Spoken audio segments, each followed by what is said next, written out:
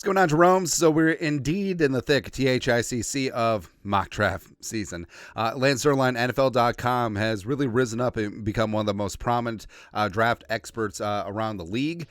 He does work at NFL.com as well as the Pride of Houston. So I wonder what he thinks about Danielle Hunter.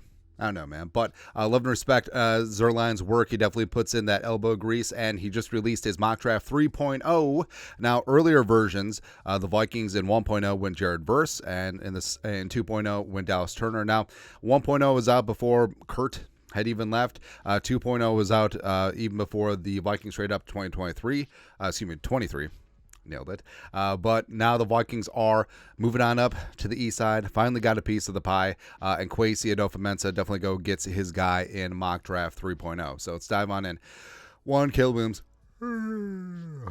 It's boring at this point, man. 2, Jaden Daniels with the commies. Now, yes, the specter of RG3 hangs large over Washington, but Daniels, got to roll that dice, baby. And Magic Johnson, Showtime. Jaden Daniels certainly is that. And if they can build a team around him, big time if, I think that Jaden Daniels could potentially be a star. Giants, let's get spicy. So the Giants trade up to 3. They decide to, the juice is worth the squeeze for them to move up from 6 to 3. Now, that is a easier jump from the Vikings coming up from 11, even though the Giants don't have that extra first-round pick. But they get things done. They go up and get Drake May, which, I don't know, like an athletic big-arm quarterback.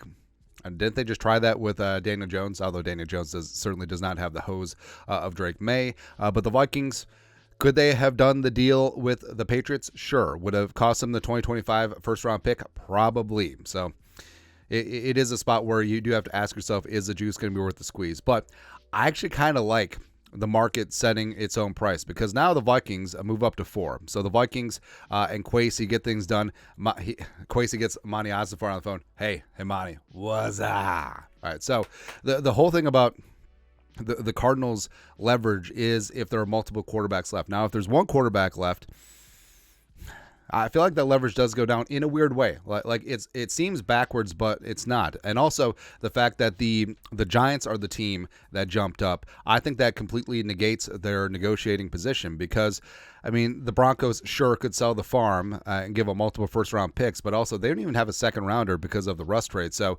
they're sort of moot in that spot. Or, wait, no. Do they not have a second-rounder because of the Sean Payton trade? I don't know. It really doesn't matter. But so the Vikings are able to negotiate a deal with the Cardinals at 4, only giving up 11-23, which, if Kwesi is able to do that, move into the top 4 or top 5 and not give up the future 2025 first-round pick, that's huge. That is monstrous for the Vikings. So the Vikings go up and get their guy. And like we said, it could be a spot where they see May, Daniels, McCarthy on relatively even footing. I mean, there's always going to be preferences and whatever, but if they see them at a relatively even strata, and then the costs and bennies go into, hey, well, we can have our choice of the 2, but we have to give up a future first-round pick, or we can move up to 4 and hang on to that future first-rounder and go from there. I think that's something they could look into. So they go up and get JJ McCarthy. This is what Lance wrote. In the wake of the Giants vaulting into the number 3 spot for a quarterback, the Vikings are still able to move up for a signal caller on their own by giving up the Cardinals picks 11-23. McCarthy should pair nicely with Kevin O'Connell in Minnesota. And yes, I do think that McCarthy landing here in a great spot with the Vikings, where he probably does need a year. But he does have big game experience. He does have 3 years of starting experience, despite only being 21. But sitting behind Darnold for a season and growing and showing and working on mechanics and learning a little bit more touch on some of those intermediate routes, I think that'd be huge. So JJ McCarthy, that looks good, man. I mean, shades of Tommy Kramer. Why the hell not? Although this is what I want JJ McCarthy to look like his rookie season. On the sidelines, preferably with an earpiece in, holding that clipboard Yeezus. Go ahead. And also, what's important is that stupid-ass Sean Payton does not get JJ McCarthy. That's what's important here. Where you say, well, what do you want a quarterback just out of spite? Bro, this entire channel was made out of spite. That's it. That's what we live for. All right, so the Vikings get their quarterback. Rest of the draft just for schnitz and giggles. Chargers taking Harrison Jr. So that's the one downside where I actually do think that Monty Ossenfort, like, he is crafty enough where I could see him trading down from 4 and then trading back up for Harrison or Neighbors or whoever. All right. But they don't in this mock draft. Patriots take Malik Neighbors at 6. That's a great get. Joe Alt, Tennessee. Jared Verse, first edge off the board. First defensive player as well to the Falcons. Rome Odunze to the Bears. Yeesh. Brock Bowers to the Jets. And Gronklin's like, hey, stay out of my territory. Cardinals, after the trade down, get Dallas Turner, so they get their talisman on the edge. And also the first of 3 first-round picks for them. Quinn Mitchell goes to the Broncos. Quinion and Surtain, dog, dude, baby. That's fantastic. Latham goes to the Raiders. Oluvashanu going to the Saints. They definitely need some help at tackle. Byron Murphy II going to the Colts. Going to help explode that interior. BTJ, so second of Cardinals, 2 first-rounders. So, they don't get Neighbors. They don't get Harrison Jr., or Dunze, but they get Brian Thomas Jr., where if he pans out on his physical freakedness, it's a pretty good get. Terrion Arnold going to the Jaguars. They definitely need some help there on the corner, especially with C.J. Stroud in their division. Fatanu goes to the Bengals. Good. Finally, start protecting jumping Joe Burrow.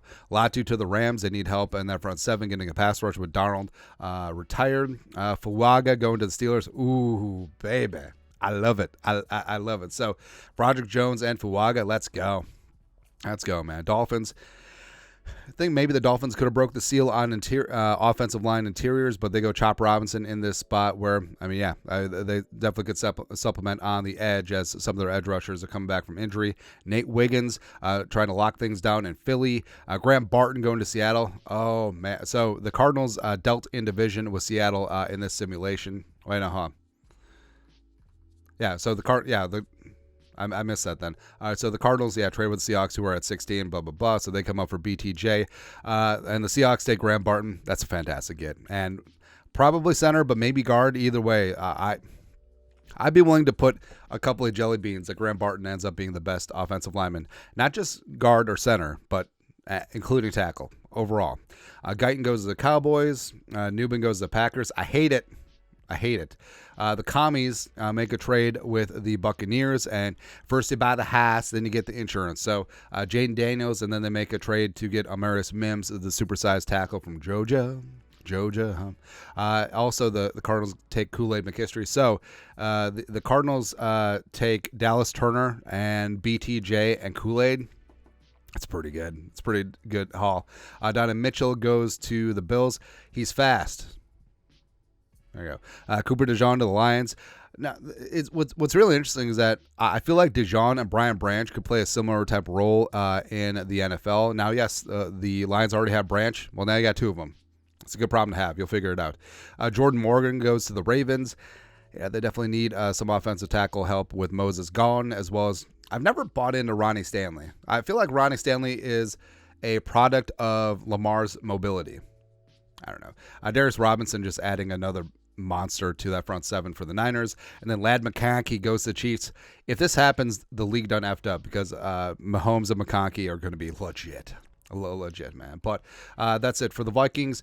Yeah, trading up to 4 and still getting one of the big 4 quarterbacks. And it may even be a spot where, hell, maybe the Vikings do rate McCarthy slightly higher than Daniels and or May because of the coachability and because of the floor. We'll see. But, again, the fact that Kwesi didn't have to give up that future first rounder, huge. Monstrous. There you go. But that's it. Lance Zierlein Mock Draft 3.0. You guys know what to do. Skull, production value.